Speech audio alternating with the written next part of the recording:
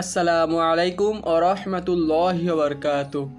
বিসমিল্লাহির রহমানির রহিম। শুরু হচ্ছে মৃত্যু সম্রাট অধ্যায়ের আনাতোলিয়ার কাফেলা পর্বের দ্বিতীয় অংশ।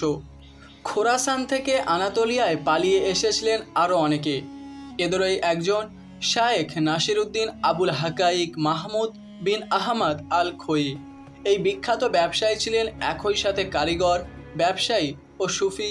তিনি বিশ্বাস করতেন হালাল রুজি উপার্জন হলো আল্লাহর কাছাকাছি যাবার সর্বোত্তম উপায়, আর হালাল রুজি উপার্জন করার সবচেয়ে ভালো উপায় হলো হালাল ব্যবসা। ব্যবসা এমন একটা পেশা যেখানে ক্রেতা, বিক্রেতা ও উৎপাদক তিন পক্ষই যদি সৎ না হয় তাহলে কোনো এক পক্ষ বেশি দিন সততা ধরে রাখতে পারে না। নাসিরউদ্দিনের ডাকনাম ছিল আখি এভরান। তিনি সৎ ব্যবসায় আগ্রহী তরুণদের নিয়ে গড়ে তুলেছিলেন এক বিশাল ভ্রাতৃসংঘ, যা আখি লীগ নামে বিখ্যাত। আখি লীগের মূল কথাই হলো হালাল রুজি উপার্জন, আত্মশুদ্ধি আর মানব কল্যাণ।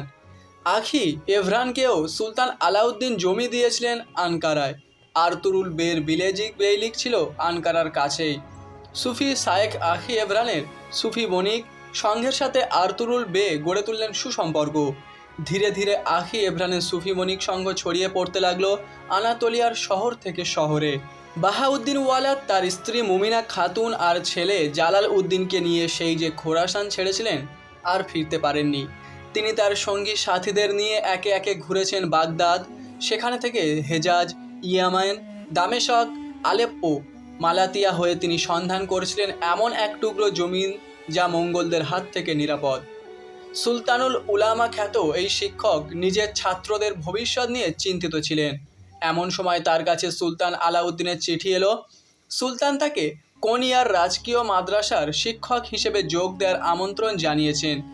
অত্যন্ত আনন্দের সাথে এই প্রস্তাব গ্রহণ করলেন তিনি। দিনে দিনে আনাতোলিয়ায় বাহাউদ্দিন ওয়ালাদের খ্যাতির কথা ছড়িয়ে পড়ছিল। সেই সাথে ছড়িয়ে পড়ছিল তার সন্তান জালাল উদ্দিনের কথাও। অনেক কম বয়সেই সে ফিকাহ সম্পর্কে অনবদ্য জ্ঞান অর্জন করেছে। 1233 সালে মারা গেলেন বাহাউদ্দিন ওয়ালাদ। তার জায়গায় মাদ্রাসার শিক্ষক হিসেবে যোগ দিলেন তার ছেলে জালাল উদ্দিন।